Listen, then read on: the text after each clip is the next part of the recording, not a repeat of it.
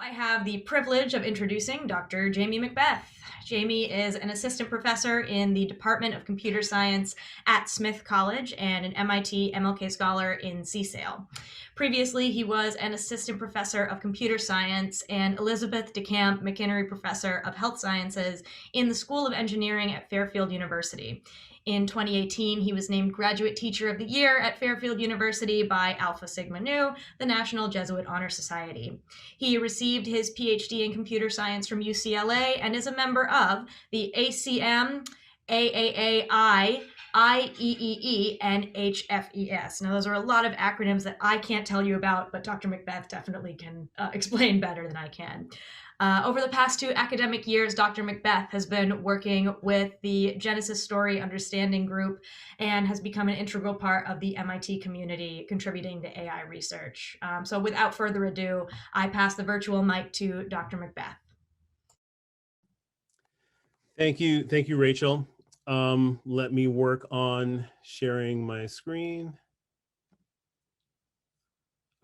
Yeah, I think this should be enough. Okay, hopefully everybody can hear, can see my screen.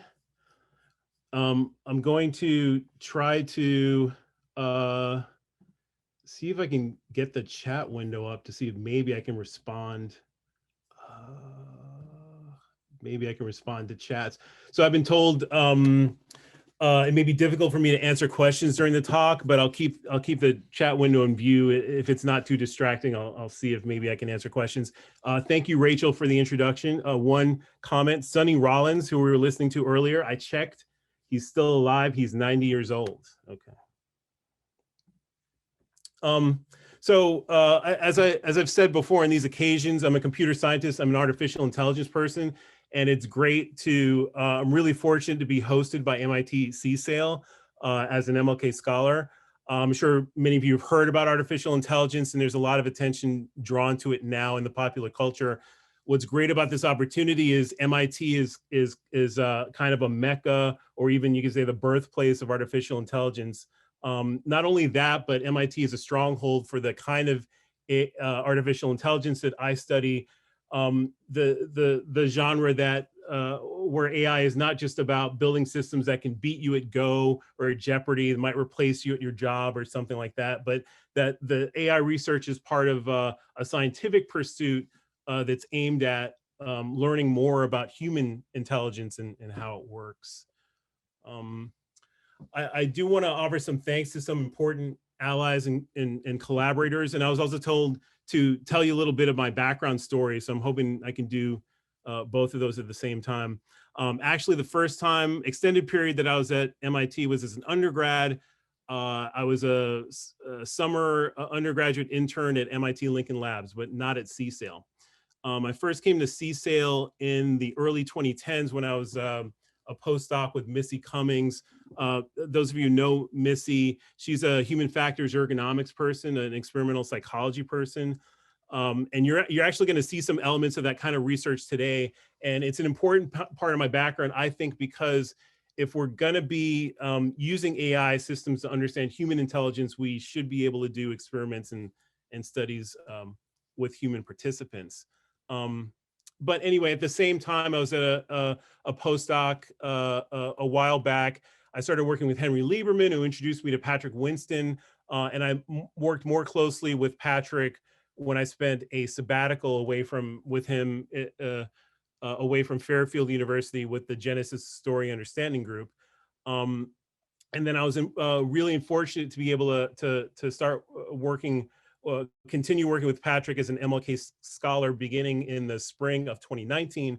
Unfortunately, we lost Patrick to cancer a little bit later that year. You know, this was a major loss, obviously, to me, but also to CSAIL, to the Institute, and to the AI research community generally. And I'm really thankful to have had some time to spend with Patrick. But I also want to thank others in CSAIL who stepped in as hosts, as mentors, and as collaborators. Jerry Sussman, Randy Davis, Boris Katz, Howie Schroeb, Daniela Roos, and like I said, the Genesis group, the COG AI community of research, and others. One important thing I want to say about CSAIL, MIT CSAIL, and if the effect it's had on me, you'll see my work nowadays is focused on issues in meaning representation, systems related to natural language understanding, reasoning, and things of that nature.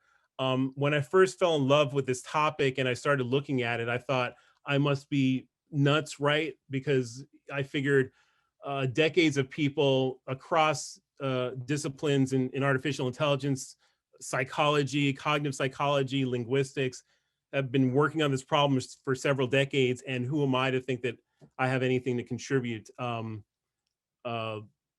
to the, it must be a solved problem by now is what I was thinking initially. And then you walk into Patrick Winston's office and you start talking to him, and he's been around for those decades, and he actually ran the AI lab for a couple of decades. And he still says these are unsolved problems and these are still interesting problems. So it was really helpful in helping me kind of overcome my fear or shyness about making these issues kind of central to my research program.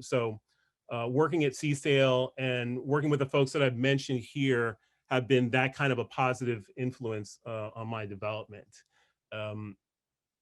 And I also want to thank very important student collaborators, both at MIT, Smith, and at Fairfield. I want to thank the folks at the ICEO for making 2 years of me as a MIT MLK Scholar possible, and also the current and past MLK Scholars who have been a great network of mentors and peers as well. Yeah, so I said I work on representational issues related to AI systems for natural language understanding. I wanted to give you a little bit of evidence that getting computer systems to do things, AI systems to do things, or anything with natural language is still very hard. And here's an example of a natural language processing and generation system that's become very popular in the media and in many circles. It's called GPT-2, and it's scoring well on lots of metrics, let's say. But a writer from the New Yorker ran this test of GPT-2 in a mode where basically you give it a passage of text, and then it tries to generate text basically from the same genre. Maybe you could say it's kind of a system that you could use maybe to help you when you're writing things, writing an article or a paper or something like that. So basically they gave it a paragraph from an article from the New Yorker that was about Ernest Hemingway, and it was written in the 1950s. You can see that's where it says there under original story, Ernest Hemingway, who may well have been the greatest living American novelist and short story writer, et cetera, et cetera, et cetera, blah, blah, blah. 52 cats, 16 dogs, and a couple of 100 pigeons and 3 cows. So feed that paragraph into the system GPT-2, and then what does it give you as kind of a continuation of that paragraph? And you can read it over. It looks like it's kind of written in the same genre, and grammatically it looks correct and all. But if you look at it closely, you can find a lot of things that really don't make sense. The main one is, if you check out the last sentence for me, is there was a puddle of red gravy in the front yard, and Hemingway sat down in a lawn chair. Now, I've never seen puddles of gravy. I don't think I've ever seen red gravy. There's a lot here. Your other things that you can find here that don't make a lot of sense. Let's keep reading what GPT-2 generates here, and you'll find that it gets more and more nonsensical. Let's see. He had a red beard and he wore his waistcoat and an overcoat with the body of a ship. I have no idea what that means. Maybe you do, but I don't. The kicker is the last sentence on the bottom about cigarette burns. The cigarette burns in his hands and wrists were so bad that he had to have his face covered. Okay, so to me and the people that I've shown this with, this I can't make any sense out of why you need to have your face covered because you burned your hands and wrists from smoking, I guess. So basically, I want to show this to you because to say that this kind of thing is still tough for artificial intelligence. Maybe it also serves as some evidence that will suppress your fears about AI approaching the abilities of people and taking over. Getting computer systems to work with language in my opinion, isn't 100% really about the language. It's about the thoughts that are evoked by the language that could cause you, that you think about what was said and would cause you to say, yeah, that makes sense. Yeah, that doesn't make sense. And these are really the hard parts. And these are strongly related to the things that I'm working on. Okay, so these are still hard problems. I mentioned that my work is focused on meaning representation, and the central idea that I've been working on is this one. It's that a major consequential part of the representations that people are creating and manipulating when understanding natural language are actually non-linguistic representations that are imagery, mental model, embedded cognition representations that are completely different and disparate and separate from the natural language that created them or that could be generated from them. This is easiest for me to explain further if I consider the task of generating paraphrases, statements, language expressions that mean, quote unquote, mean the same thing. There could be a human or an AI system doing this. Look at maybe the input for the system could be Mary killed John by choking John. And the kinds of systems that I'm interested in do things like this. The system analyzes and converts this natural language expression to this non-linguistic imagery representation, a reconstruction of the idea in this conceptual space, here represented by a decomposition into a complex combination of conceptual primitives like grasp and ingest, and this thing on the bottom, which is actually a state change thing representing that John died. Particularly this non-linguistic representation that I'm showing here was popularized by Roger Schenck and Marvin Minsky under the names conceptual dependency and transframes. I will note that the representation is not, I said that it needs to be a non-linguistic representation, but you're looking there and you see, well, those look like words. But this is the idea that it's striving for. I'll mention a little bit more about the conceptual primitives later, and improving these kinds of representations and improving the systems that perform the translation from natural language to these non-linguistic representations and back and forth is the subject of ongoing work. So you translate over here to this non-linguistic representation, and then the system's able to map from the non-linguistic representation into a variety of linguistic expressions, such as Mary strangled John, Mary choked John, and he died because he could not breathe. John died because he was unable to inhale some air, and he was unable to inhale some air because Mary grabbed his neck.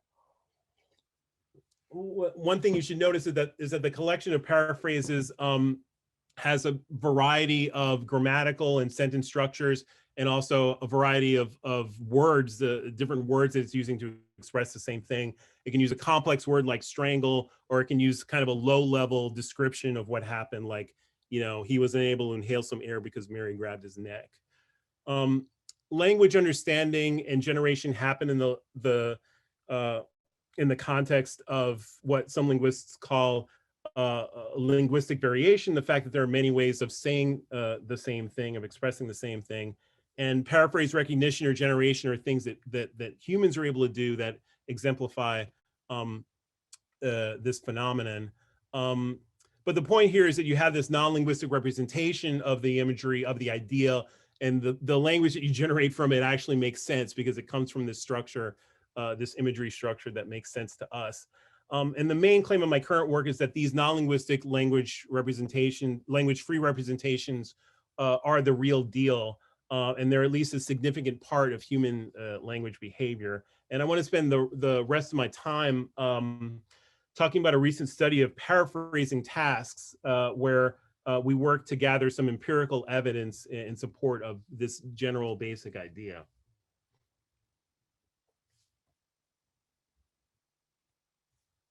Okay, some preliminaries first. So as part of our exploration, we theorized about two competing paradigms that cognitive systems or human intelligence might do when engaged in performing paraphrase tasks. Pardon me while I read from my slides, but the wording, there's awkward wording. So one paradigm is what I call the service alignment paradigm, and it says that basically one approach to meaning is to say that it exists entirely within language and there is no non-linguistic component at all. And paraphrases, thinking about paraphrasing, paraphrases are simply equivalence relations between lexical and syntactic language forms, between equivalence relations between words or grammatical forms.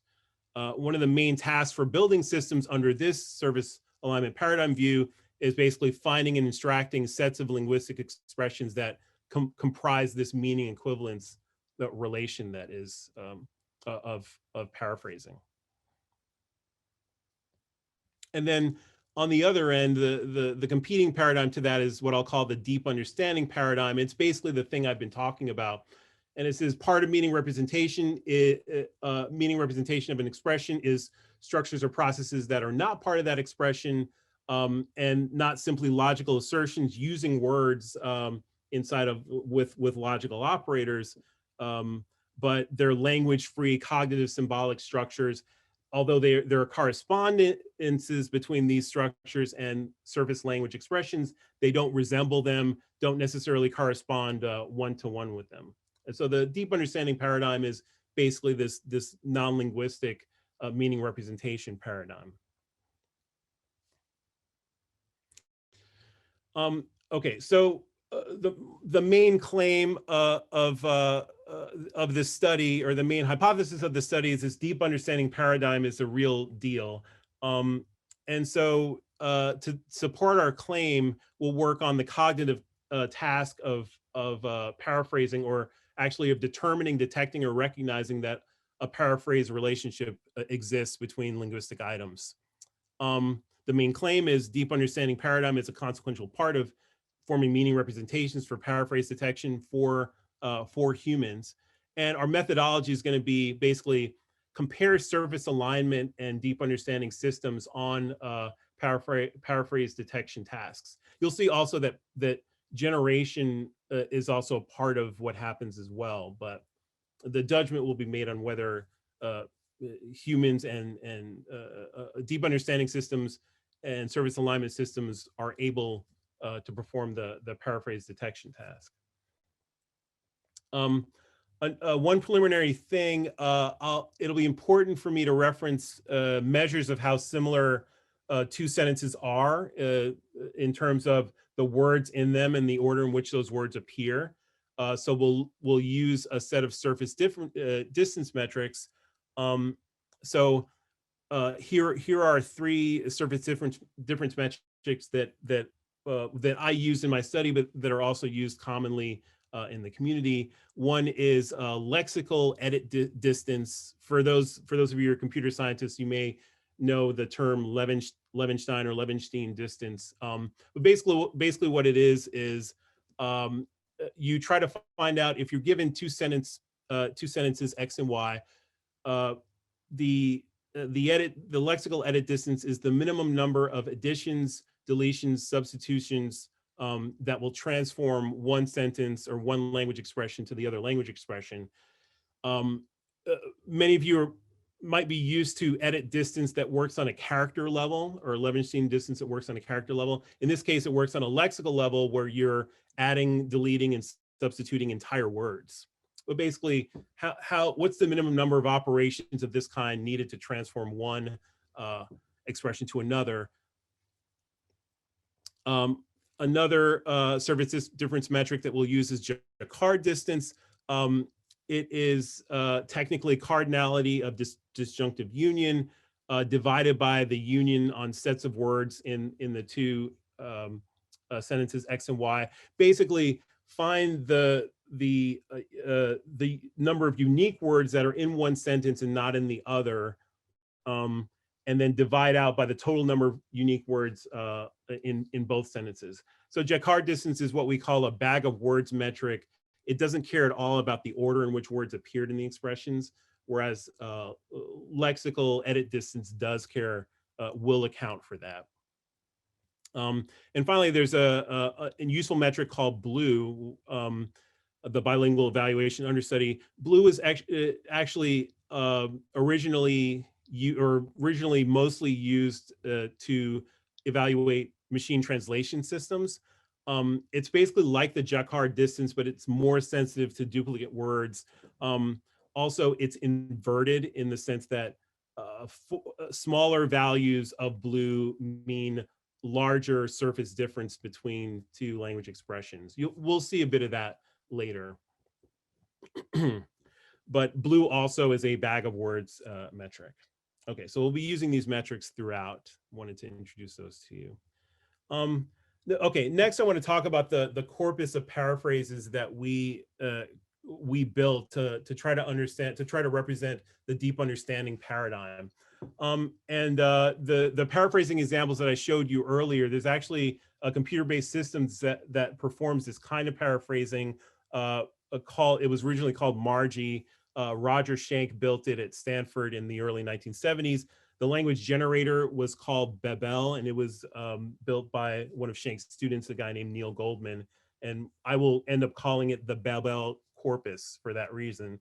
And it's a classic example of the deep understanding paradigm. It uses these conceptual dependency, non-linguistic representations, and then it's able to generate natural language expressions, paraphrases based on that representation that you're seeing. On the left, what you're basically seeing is a piece of the diagram that I was showing you later about Mary choking John, but it's expressed as a Lisp S expression. So your slide didn't come up, the new one. Ah, yeah, there it is. Okay, all right, we got it. Sorry, everybody. Yeah, so the point I was making is that we actually have this system that generates paraphrases.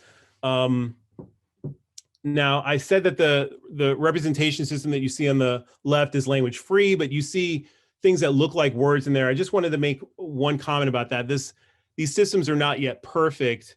So, for example, this ingest conceptual primitive, although although we're using the word ingest, it represents something that's more abstract in general than what the English word ingest usually means. It's used for any sort of act in which an object or substance or anything goes inside of a living body of an animate actor through any sort of means. So it can be used for not just for eating, but also for breathing or for an injection via a hypodermic needle, like the COVID-19 vaccine or something like that. So we actually have the original code for this system, this paraphrase generation system. And I need to thank Randy Davis. I don't know if he's in the audience, but he put me in touch with people at Stanford who had old tapes with the code. We revived this 50-year-old system, made some enhancements to it. And you'll see in a moment how it goes head to head against much newer systems. But basically, here are the paraphrases of this idea that were generated. The basic idea is that John died because he could not breathe. I'll give you a moment to take a look at these paraphrases. Hopefully you can see them on the right-hand side. Yep, we're good. Okay. And so what I wanted to point out is that these three paraphrase pairs have a very high degree of lexical and syntactic difference. Only for each of those pairs, they only differ. They're completely different except for one or two words in terms of the words that are used. And so this paraphrase corpus that we're able to build represents a full range of lexical and syntactic difference from pairs of sentences that only differ by like one or two words to pairs of sentences where all the words basically are different. We were able to generate 432 paraphrases of this idea, John being able to breathe. And then we use that to generate 90,000 or so paraphrase pairs for use in our studies. So this is the paraphrase corpus. Pairs of sentences like these that are all paraphrases is the paraphrase corpus that we used to represent the deep understanding paradigm in this study.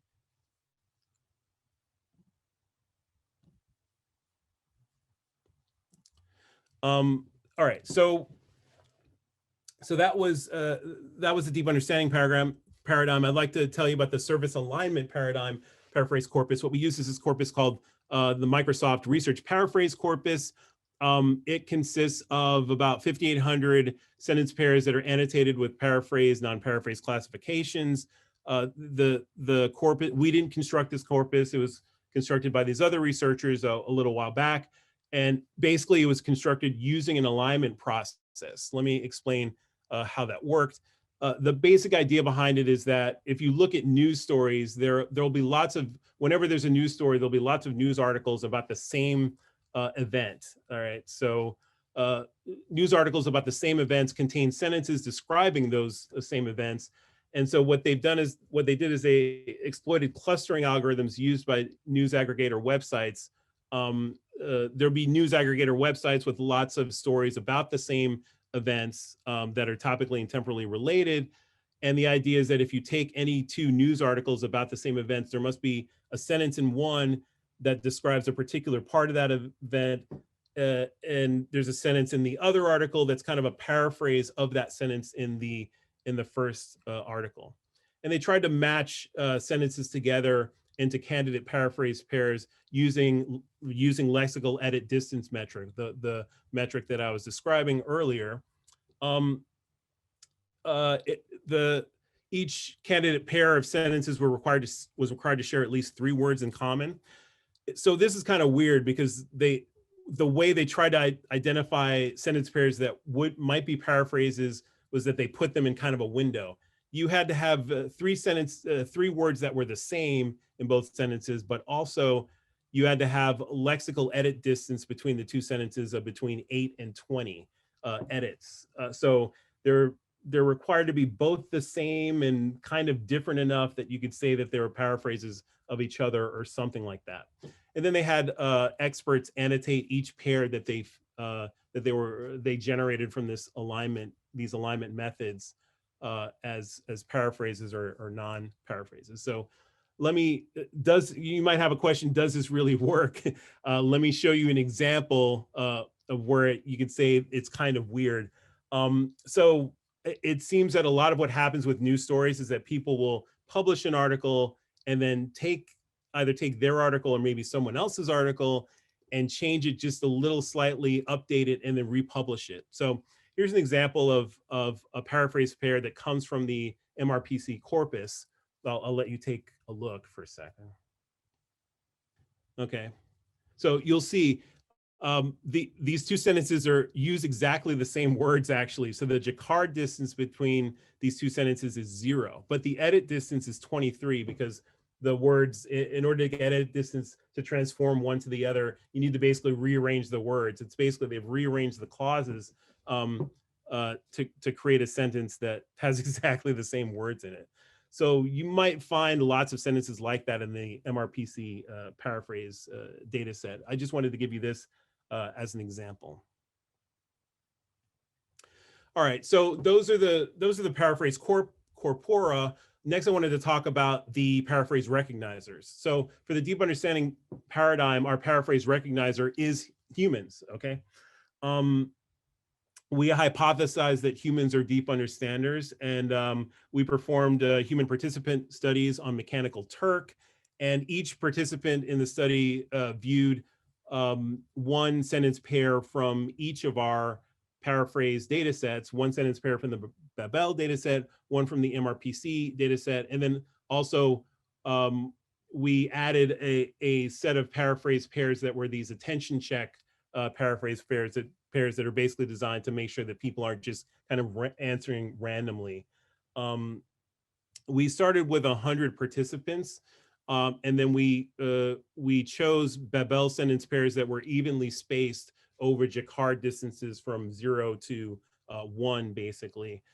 We randomly sampled the MRPC data set to get paraphrase pairs from that were always annotated as paraphrases. And then we added these attention check pairs that were always considered on different topics, always considered not to be paraphrases at all. And we used those to try to eliminate responses that we got where we thought people were just answering randomly. Okay. But also we did this with 100 participants, but we also wanted to try to make sure that we had good coverage of Babel sentence pairs where there were high levels of lexical and syntactic difference. So then what we did is we went back with 68 more participants. We showed them the Babel sentence pairs that had the maximum Jacquard distance. In other words, these were sentence pairs that were lexically as different as they could get in the data set, because we were interested to see, okay, could people and our machines both be able to detect that even though you were using different words, these sentences meant the same thing. And we did the same thing again with sets of Babel sentence pairs that had BLEU scores that were very low. In other words, very high levels of lexical difference. So overall, we had 208 human participants in as the deep understanding paradigm part of the study. Okay, and so for the service alignment paradigm paraphrase recognizer, we use this system called BERT. What is BERT? It's the bidirectional encoder representations from transformers system. BERT is an artificial neural network deep learning system, and it's built as a general purpose architecture for natural language understanding. This is not a talk that centers on BERT. There's lots of information on BERT out there if you want more. But let me say a couple more things about BERT. The innovation with BERT at the time was it does efficient pre-training on a corpus of billions of words and then fine tuning on another corpus for specific tasks. So we used, there are a few different versions of BERT. We used a version of it called BERT base that has 100 million total parameters. Okay, these models are known for having lots and lots of tunable parameters, if you didn't know that. And this this BERT model was fine-tuned or trained on the MRPC paraphrase, non-paraphrase classification. So it's basically trained on the MRPC data set to be able to take any pair of sentences and say, are those paraphrases or not? Okay. Okay, so that's those are both the paraphrase recognizers from both paradigms. I had one more thing I wanted to mention. So for our studies with humans, when we had humans or human participants look at pairs of sentences to give us our judgments, we thought rather than just have them give us paraphrase, non-paraphrase annotations, that would use this scale called the semantic textual similarity scale. It's developed as part of the semi-eval work, the semantic evaluation workshop series.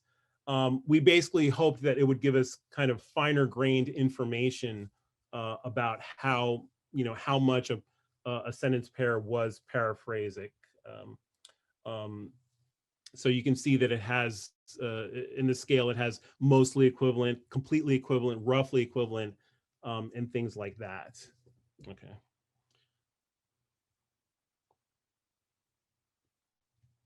Okay. All right. So I've in the past couple of minutes, I've had a bunch of moving parts hanging out there. So let me recap. So things we're going to juxtapose. The service alignment corpus of paraphrases is this MRPC paraphrase data set. It's the news articles data set. The service alignment paraphrase recognizer is this BERT model, this neural network model that's trained on MRPC. The deep understanding corpus of paraphrases is the Babel paraphrase data set. The John died because he could not breathe sentences, okay, are in that corpus. And the deep understanding paraphrase recognizer is humans, people. So we're gonna look at both humans and BERT trying to do the paraphrase recognition task on these two data sets, the surface alignment data set and the deep understanding data set. Okay, so now let me get to some results. So one thing that we're really interested in was when humans see the Babel sentences, do they really think that they're paraphrases, or are we just crazy thinking that these sentences that we've generated are paraphrases? And the answer is yes. So a human class of the humans thought that the Babel sentences generally, 92, 93% of them sentence pairs there were paraphrases. Remember that the Babel sentences are all, they all represent the same idea, so they should all be considered paraphrases. And then when people looked at the MRPC data, and we sampled only MRPC sentence pairs that were previously annotated as paraphrases in the MRPC data set. And actually only 30% of them were considered completely equivalent, and a much larger percentage were considered mostly equivalent. We also took the subset of sentence pairs in the Babel data set that had the maximum Jacquard distance. So these were sentence pairs that were, the sentences were using totally different words as much as possible. And humans still thought that those sentences were paraphrases, despite the fact that they were using different words to describe the same thing. We also looked at comparisons between the Babel and MRPC data set in terms of lexical syntactic distance, and also the lengths of the sentences in them. The Babel sentences tended to be shorter than the MRPC sentences. You can see mean 12.3 words versus longer 18 or 19 words for the MRPC data set. But the Babel sentence pairs had equal or greater surface difference in terms of the words that were being used in the pairs. And we found that the Jacquard distance was significantly larger statistically for the Babel sentence pairs. So I wanted to bring that up. The Babel sentences are shorter, but they vary more greatly lexically than the MRPC sentences. All right, next I wanted to look at the BERT classifications. So one thing that we definitely hypothesized about was, would BERT's trained on MRPC, would BERT be good at recognizing paraphrases where very different words and syntactic structures are used to express the same thing?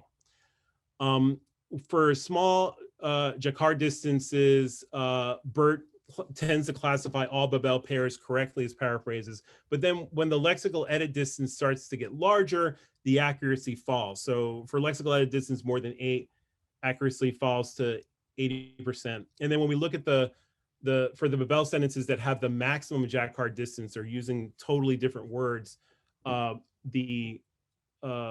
is the Babel max part of the data set, the accuracy falls to 61% or 62% or so, something like that. So we were curious about this. Statistically speaking, there was a correlation between BERT's classification of the Babel sentence pairs and their Jacquard distance. So BERT had a statistically significant tendency to say that sentences that didn't use the same words were not paraphrases in the Babel sentences. And so this plot here is kind of the main result, the most important plot I want to show you to illustrate today. So this plot compares humans to BERT on the Babel sentences as a function of BLEU score. Remember, BLEU score is a measure of surface distance measure. It's a bag of words surface distance measure, so it doesn't really count much for syntax. It comes from the machine translation community, where they're more interested in trying to match a machine translation to a human translation. So higher numbers of BLEU score mean that the sentences are more like each other. Lower numbers of BLEU score mean that the sentences are using very different words. So we've inverted the plot here so that it starts at 1 and goes down for BLEU score. So that's the x-axis is your BLEU score for the sentence pair that's being judged, whether it's paraphrases or not. And as you go towards the right, you're heading towards sentence pairs that are more and more different in terms of the words they're using. And the y-axis here is a classification accuracy that ranges from 0 to 1. Remember that all the Babel sentences are paraphrases. So anytime that BERT or a human says that a Babel sentence pair is not a paraphrase, it's considered an error or an inaccurate classification. So in the red, you have the classification accuracy for humans on the Babel sentence pairs, and then the blue, you have the classification accuracy for BERT. And you can see that the human classification accuracy, as you head towards sentence pairs that are lexically more different, the human classification accuracy doesn't really change much. It stays up there at 1. That's and you know, I hypothesize that that's because humans are actually processing a meaning representation that is independent of the words that were used to express the idea. Whereas when you look at the BERT plot in blue, you know, when the sentences start using very different words, BERT can't figure out that those sentences mean the same thing. And basically, you know, when you get to a certain point headed towards the right, where the sentence pairs are using very different words, for BERT, it's basically a coin flip. BERT is basically, its accuracy is down at 50%, which is no better than just guessing. So BERT doesn't appear to know, doesn't appear to have these kinds of, the BERT model doesn't appear to have these kinds of meaning representations to understand that the sentence pairs mean the same thing. And a couple of more notes. In these plots, the accuracies have been averaged over sentence pairs in equal sized bins. So in order to reduce the noise of the plot. And also as you saw earlier, the humans were actually giving answers on this STS scale, which ranges from 0 to 5. And so things were scaled so that they range from 0 to 1. But this is a very dramatic result that I'm showing you. Okay, one other thing. So we were interested to know, maybe is BERT's behavior that BERT is unable to figure out when the sentence pairs use different words, unable to figure out that they're paraphrases, maybe it's just a reflection of BERT's training data. So we wanted to look at the training data to see if those kinds of biases were there. And when we compare the Jacquard distance, when we go back to the original MRPC data set, which has both pairs that are paraphrases and pairs that are not paraphrases, and we compared the Jacquard distances for the 67% of the original 5,800 MRPC pairs that were annotated as paraphrases against 33% that were not, we found that for both Jacquard distances and edit distances, that the Jacquard distances were, all these distance measures were larger for the non-paraphrase pairs in the MRPC data set. In other words, if when you looked at just the non-paraphrase sentence pairs and the paraphrase sentence pairs, the non-paraphrase sentence pairs tended to have larger Jacquard and edit distances. So it could be that the BERT model was trained through this data to basically kind of look and see if the sentences were using sort of the same words, and based on that, make a judgment about whether they were paraphrases or not. But the difference in means when we looked at it wasn't dramatic, but this is still important, we think. All right, sensing that I think I'm low on time, I want to wrap up here. I hope I've given you ample evidence that convinces you that this non-linguistic language-free representation thing that's separate from a language model, this deep understanding paradigm, that it is the real deal. It's part of the way humans form meaning and manipulate meaning, or at least it's worth further investigation. And our evidence came in the form of the study with human participants against an alignment-based neural network model, and we found that the alignment-based neural network model diverged statistically and dramatically against humans, especially on sentence pairs that were lexically and syntactically different from each other. Future work, briefly, we hope that we can use these paraphrase data sets and paraphrase techniques to do other things as well, like study improvements of the conceptual primitives. For example, possibly maybe ingest primitive could be reformed in terms of these image schemas called source, path, goal, and containment that come from the cognitive linguistics community. But we'll continue to use paraphrase studies in these data sets to look at these issues. Okay, let me end here with a couple of parting remarks. I think one thing I wanted to say is I think the AI community has developed an irrational fear of building systems by hand.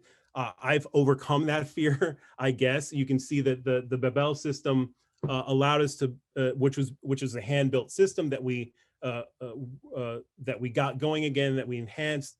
Um, Allowed us, we built this rule-based system, symbolic system by hand, used it to uncover phenomena that I don't think we would have been able to uncover using a big data set. And so I encourage you all to also consider overcoming your fear of building systems by hand. And you've also seen me overcome my fear of developing and evolving ideas for how humans represent meaning.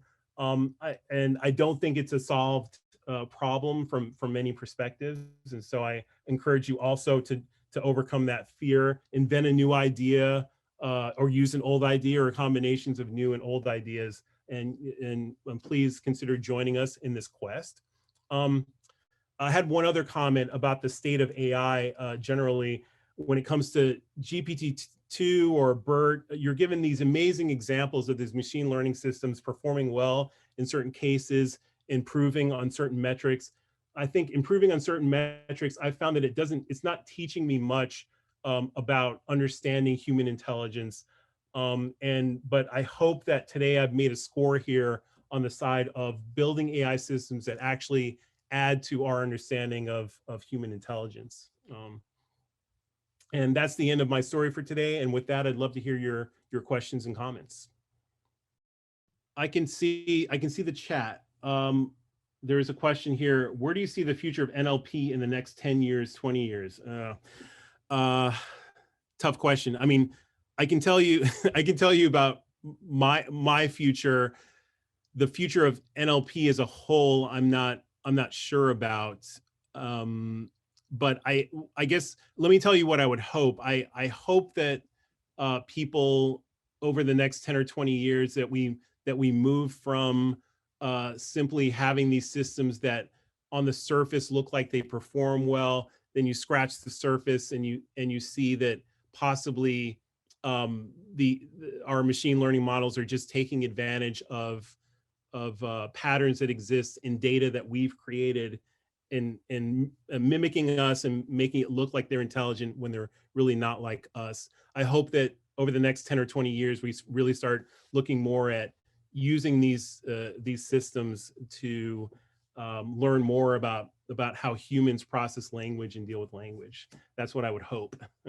One question is that your Babel thing, which is basically a descendant of the Shank idea, is that actually one that you've tested in this way against humans also, or is how hard is that to do? Oh, I mean, so we've tested it against humans in the sense that we've generated some paraphrases and had people look at those paraphrases and judge them as being paraphrases. We don't we haven't I would say we've enhanced the parts of it that can, given a particular idea, can generate paraphrases. The parts that we still need to get working and enhancing are the parts that can start with a natural language expression and then transform it to the non-linguistic representation and then generate paraphrases based on that. For now, the only thing we've got is what you see on the bottom. Starting with this non-linguistic representation, we can generate paraphrases. Oh. We don't know how to do it. Well, we know how to do it the other way around. We just haven't enhanced it yet. So that's a possibility for future work. Of course, one of the hard problems with the traditional linguistic view of the world is the amount of time it takes to do things is much smaller than you would expect if you use the linguistic way. For example, if I were to say to you, as usual, "Hi, Jamie, what's your name?" Say your name. Jamie Macbeth. That takes only half second. Right. 50 neuron times. Okay. How do we manage to do, signal processing, phonology, morphology, syntax, semantics, problem solving, and then go down the same thing to muscle control in a half second? Okay, and 50 neuron times. So clearly the neuron method doesn't work either. Mhm. Okay, there's got to be something we're missing. We're missing an architecture that makes sense. Right. I totally agree. I We don't know totally how to agree. do it by programs, and we don't know how to do it by neural nets. Yes. But I think it's important. I think the important point you make is Yeah. the systems that we're building should make sense to us. And right Yeah. now, when I look at BERT or GPT, I can't really make sense of it. Anyway, that was great fun. Thank you. Thank you, Jerry. Thanks for coming. Let me read another question from the chat. It says, you mentioned the hard handwork. Can it be automated? I think, let's see. I think the goal here is my thought is that there are parts of the work where building things by hand is really helpful. In this case, building this thing by hand allowed us to generate these paraphrases that are much more interesting than the paraphrases in the MRPC data set, which which are generated using some more automation, I guess. And but I think there should be an interaction as we learn more about how things work. We can build things by hand that tell us about how the human intelligence system, or the parts that Jerry was just mentioning, work. Learning is also a part of that. And I think the more we know, the more we can automate and the more we can use machine learning. If we only use machine learning, I don't think we learn as much. So I think things need to be there need to be combinations of building things by hand, testing theories, but also using machine learning. And I see us coming up on 1 o'clock.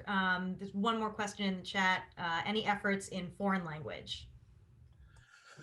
Yes. Well, what's interesting is that the system that I described, the Babel-Margy system, a lot of Shank's early work and Shank and Minsky's early work was on these topics, was inspired by what they learned from machine translation. The idea that when you want to translate from one language to another, it's not so simple as just looking words up in a dictionary or just parsing sentences in one language and doing some simple parsing transformations to translate over to another language.